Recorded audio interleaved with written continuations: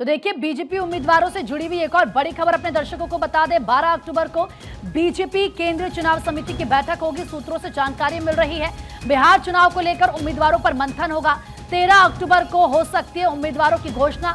दिल्ली में BJP core group की भी बैठक होगी। तो दिल्ली में बीजेपी कोर ग्रुप की बैठक होगी, लेकिन देखिए 12 अक्टूबर को बीजेपी केंद्रीय चुनाव समिति की बैठक होनी है। सूत्रों से जानकारी मिल रही है। सर्वेश लगातार बने हुए हमारे साथ। सर्वेश, 12 अक्टूबर को कहा जा रहा है कि बीजेपी केंद्रीय चुनाव समिति की बैठक होनी है और ये माना जा रहा है कि जो उम्मीदवार है उनको लेकर इसमें फाइनल मंथन हो जाएगा, क्योंकि 13 अक्टूबर को तो घोषणा भी यहां पर हो सकती है। जी बिल्कुल, देखिए आज भी एक बैठक बिहार बीजेपी कार्यालय में होनी है। धर्मेंद्र प्रधान आज आने वाले हैं और आज यहाँ पे जो बैठक होनी है उसमें तमाम चीजों पे, चुनाव की तैयारियों को लेकर, रणनीति को लेकर, प्रचार को लेकर, पीएम मोदी की सभाओं को लेकर, अमित शाह की सभाओं को लेकर आज चर्चा होनी है। आज सीटों पे कोई चर्चा नहीं होनी है और उम्मीदवारों के नाम पे कोई चर्चा नहीं होनी है। वो चर्चा पहले ही हो चुकी है और हर सीट के लिए 4-4 उम्मीदवारों की सूची बीजेपी आलाकमान को सौंप दी गई है। 12 अक्टूबर को जो बैठक होनी है दिल्ली में, उसकी अध्यक्षता प्रधानमंत्री नरेंद्र मोदी करेंगे और फाइनल मुहर वहीं लगनी है। उसके बाद 13 अक्टूबर को या 12 अक्टूबर की शाम को ही बीजेपी अपने 121 उम्मीदवारों के लिए, जो 121 सीटों पर चुनाव होने हैं, उसमें जितना बीजेपी कोटे के उम्मीदवार होंगे उनके नामों की घोषणा बीजेपी कर देगी, ये माना जा रहा है। जहां तक बात है आज की बैठक जो बिहार में होने वाली है, इसमें जो मुद्दे हैं वो मैंने बताया कि चुनावी रणनीति को लेकर, चुनावी सभाओं को लेकर आज बैठक होनी है। इसके अलावा जो केंद्रीय जो चुनाव समिति है वो फिलहाल, और केंद्रीय टीम जो है वो मंथन कर रही है तमाम घटक दलों के साथ सीटों के तालमेल को लेकर।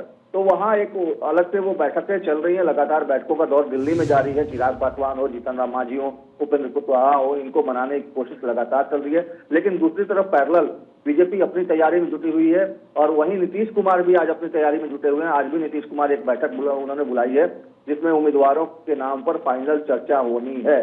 तो एक तरह से कहा जाए तो तमाम दल अपने तरफ से तैयारियों में लगे हैं। आज आरजेडी की भी एक तरह से कहा जाए तो संसदीय बोर्ड की बैठक है राबड़ी देवी के आवास पे, वहां भी उम्मीदवारों के नाम पे फाइनल मुहर लगना है। तो इस तरह से कहा जाए तो हर बड़ा दल जो कि अभी तक उम्मीदवारों के नाम की घोषणा नहीं कर पाया है, वहां बैठकों का दौर लगातार चल रहा है और आज बैठकों का ही दिन है। ठीक है सर्वेश, लौटेंगे आपके पास। इस वक्त अक्षय भी हमारे सहयोगी जुड़ चुके हैं हमारे साथ। अक्षय, क्योंकि देखिए मंथन तो सभी पार्टियों की तरफ से तेजी के साथ किया जा रहा है, भाई ज्यादा समय भी नहीं है, फाइनल लिस्ट भी देनी है उम्मीदवारों की। लेकिन बीजेपी की अगर बात करें तो कहा जा रहा है कि बीजेपी केंद्रीय चुनाव समिति की बैठक होनी है 12 अक्टूबर को, लेकिन इसी के साथ दिल्ली में बीजेपी कोर ग्रुप की भी बैठक होगी। इसको लेकर क्या जानकारी मिल रही है अक्षय? तैयारी है कि 11 तारीख को हो सकती है और उसके बाद 12 तारीख को केंद्रीय चुनाव समिति की बैठक होगी जिसमें कि प्रत्याशियों के नाम पर अंतिम मुहर लगती है। कोर ग्रुप में ये फैसला कर लिया जाता है कि कितने नामों का पैनल भेजा जाता है। अमूमतः जब केंद्रीय चुनाव समिति की बैठक होती है बीजेपी मुख्यालय में, तो उसमें प्रधानमंत्री नरेंद्र मोदी सहित बीजेपी के केंद्रीय चुनाव समिति के सभी सदस्य शामिल होते हैं और वो बैठक अंतिम बैठक मानी जाती है। उसके बाद लिस्ट फाइनल कर दी जाती है।